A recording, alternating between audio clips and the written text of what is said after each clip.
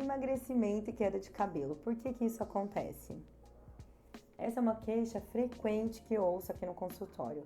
A pessoa emagrece, está feliz com o processo e algumas semanas depois percebe que o cabelo está caindo. Muito mais do que o normal, às vezes exageradamente mais do que o normal. Dúvida sempre a mesma. Isso vai parar? Isso vai voltar? Meu cabelo vai voltar? Preciso me preocupar? Eu sou a doutora Andressa Sato, médica dermatologista e tricologista em São Paulo. A tricologia é uma área da dermatologia que cuida do couro cabeludo e do cabelo, e esse é o tema que faz parte da minha prática clínica com bastante frequência. Hoje eu quero te explicar o que acontece com o corpo durante um processo que diferencia uma queda transitória de um quadro que merece mais atenção e com um olhar mais especializado, que faz tanta diferença nesse momento. O cabelo tem um ciclo de vida.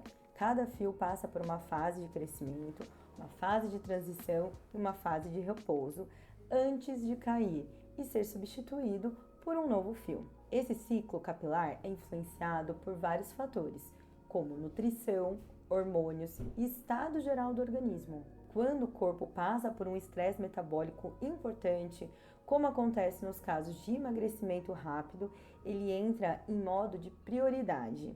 Isso significa que ele direciona a energia e os nutrientes para as funções vitais, e o cabelo, que não é essencial para a sobrevivência naquele momento, acaba sendo colocado em segundo plano. O que acontece na prática é que a quantidade grande de fios entra ao mesmo tempo numa fase de repouso, e isso leva a uma queda mais difusa, mais intensa, que costuma aparecer algumas semanas depois do gatilho.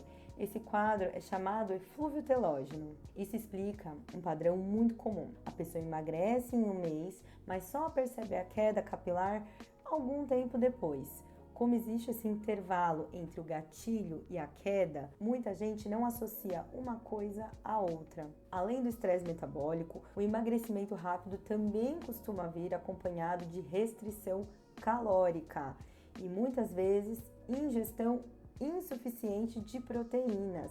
E isso faz diferença, porque o cabelo é formado principalmente por queratina, que é uma proteína. Quando o corpo não recebe proteína suficiente, a produção capilar é uma das primeiras a sofrer. Dependendo de como esse emagrecimento está sendo conduzido, também podem surgir deficiências de ferro, zinco, vitaminas do complexo B e de outros nutrientes que participam diretamente no ciclo capilar. Nos casos em que há o uso de medicações como os agonistas do GLP-1, as canetinhas, por exemplo, a redução do apetite pode ser muito significativa, e essa alimentação não estiver sendo bem orientada, os riscos de carências nutricionais se tornam reais. Além disso, existe também um componente hormonal. Alterações no peso podem impactar o equilíbrio hormonal do organismo, e isso pode influenciar diretamente sobre o cabelo. Mas aqui está o ponto mais importante de vista clínico. Nem toda queda após emagrecimento é apenas transitória. O eflúvio telógeno reativo, quando bem acompanhado, tende a melhorar. O ciclo volta a se organizar, os fios tendem a retornar, só que o emagrecimento rápido também pode revelar ou agravar quadros que já existiam antes, como a alopecia androgenética, que é a perda de cabelo de padrão genético, ou outras formas de alopécia, que ainda estavam em fase inicial e acabam sendo aceleradas por esse estresse do organismo. Por isso, quando eu avalio uma paciente com queda após emagrecimento, eu não olho só para a quantidade de fios que estão caindo, eu observo o padrão dessa queda, o estado do couro cabeludo, a densidade, a distribuição, o histórico, os exames, contexto geral daquela paciente. Porque se existe um quadro de base junto com o caso de eflúvio, tratar apenas a queda reativa não resolve o problema inteiro, e tratar sem entender o que está acontecendo pode fazer a pessoa perder tempo precioso.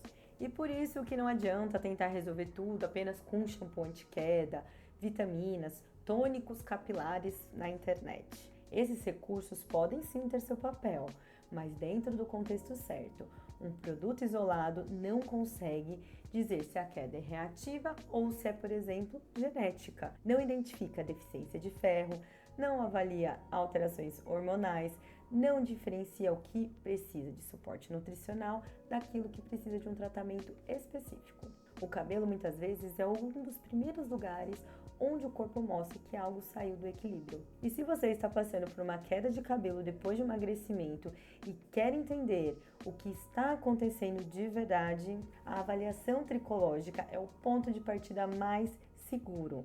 Então, se você se identificou com esse caso, eu deixei aqui embaixo o link para você agendar a sua consulta.